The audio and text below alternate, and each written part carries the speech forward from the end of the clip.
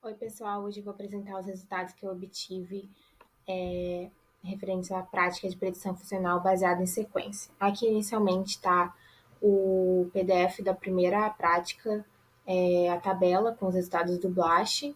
Todos os resultados foram para proteína metallothioneína, mas os maiores valores de cobertura e identidade foram identificados para espécie Homo sapiens e Pongo-Abel. Mas no caso do Homo sapiens, esse resultado apareceu em dois bancos de dados, o NR e o CISPROT. Aqui. Aqui está, então, esses resultados, né, no BLAST. E aí eu fiz um BLAST no Uniprot, e novamente os mesmos resultados foram encontrados, os maiores valores, né, tanto de cobertura quanto de identidade, foram para Pongabelli e Homo sapiens. E nos dois casos, essas proteínas estão revisadas, né? Aqui ele encontrou resultados muito parecidos com o BLAST, que eu já tinha feito, né? Principalmente primatas, mas também outros mamíferos. Aqui está a proteína, no caso de Homo sapiens, né? Ela é uma metallothioneína que tem das informações, né? Os ligantes, aqui no caso zinco, mas também outros tipos de íons. E aqui ele dá várias informações, e aqui, por exemplo, a localização subcelular, né? Ele mostra que essa proteína está no citosol e também, né, no núcleo. No caso da proteína, né, de metallothioneína para Pongabelli, ela também tem informações muito parecidas no caso de humano, né, a mesma localização, né, nuclear, mas a única diferença que eu vi entre elas em relação a esse score aqui, né, no caso do Pongabelli, é um pouco menor do que a de Homo sapiens no Uniprot.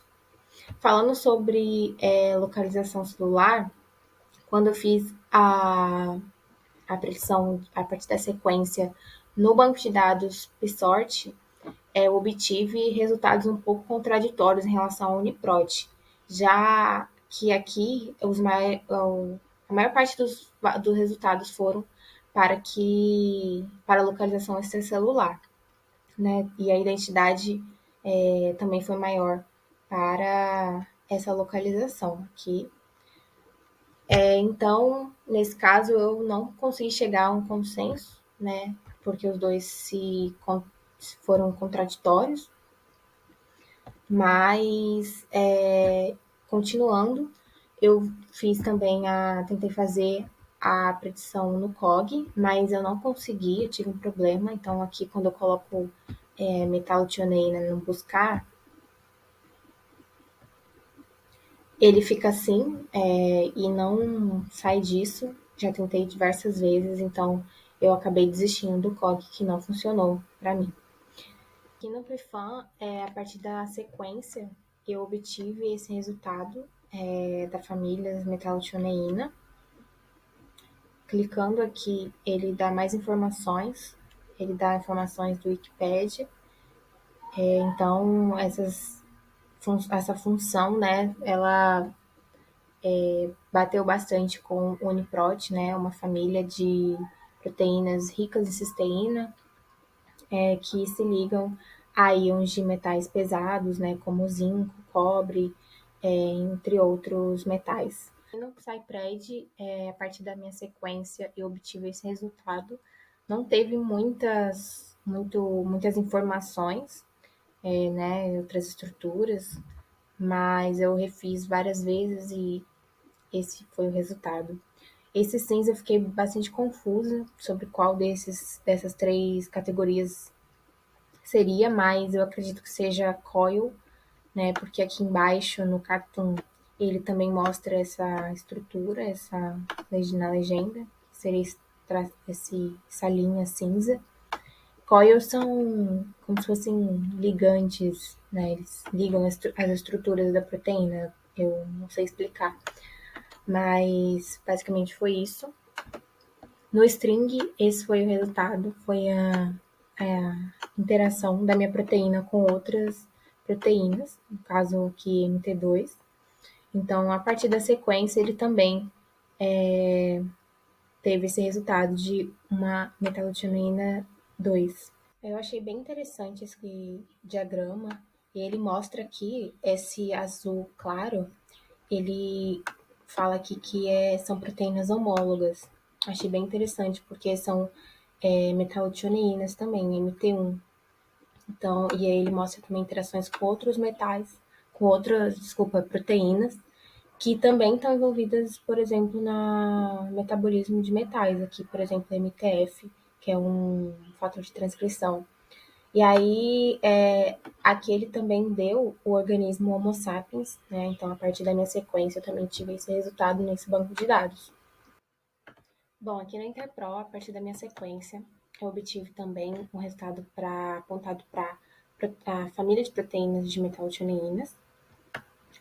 Aqui, no caso, ele apontou também as metallothioneínas invertebrados, o que tem bastante relação com a sequência, com a minha sequência, né, em outros bancos de dados.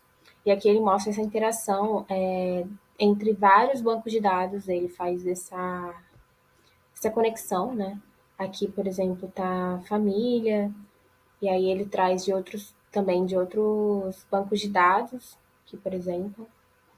Aqui, superfamílias homólogas, sítios de ligação. E aí aqui embaixo ele me deu informações sobre a função molecular. Ele não deu informações sobre o processo biológico ou componente, localização, né, componente celular, alguma organela que essa proteína esteja envolvida. Clicando nessa família de metallothioneínas de vertebrados, ele mostra várias interações também com outros bancos de dados. Aqui tem a descrição, que tem muita relação com o que eu já encontrei em outros bancos de dados. Aqui outras proteínas dessa família. Aí que ele mostra de Homo sapiens, de outras espécies de vertebrados, peixes, aves, mamíferos. Falando agora dos bancos de dados que descrevem as vias metabólicas no KEGG, a partir da minha sequência tive esses resultados, todos foram para o organismo Homo sapiens. A maioria dos resultados foi para a metallothioneina 1. Então, aqui ele descreve o nome do gene, os códigos, aqui é o organismo, e aqui a via metabólica, que seria a absorção mineral. Então, todos eles foram para Homo sapiens, como dá para observar. Mas só um resultado que está aqui embaixo foi para MT2. Então, clicando aqui, para a gente observar o esquema da via metabólica, dá para ver uma super interação aqui, nível celular. E aí aqui ele mostra essa proteína, né? No caso aqui ele aponta como MT1 ou MT2, as duas cumpririam a mesma função. E aqui ele mostra, né, a interação com ligantes iônicos, né, metais pesados, no caso do cobre e zinco, que corrobora com o que está em outros bancos de dados já descritos como ligantes, né? Aqui eu acho bem legal que ele mostrou a interação dessa proteína, né, nessa via metabólica, essa junto com várias outras vias metabólicas, dentro do citoplasma das células epiteliais do intestino. Então, achei bem legal aqui as microvelocidades. Bom, aqui no MetaSeq eu não tive sucesso também. Foi um dos bancos de dados que eu não consegui fazer.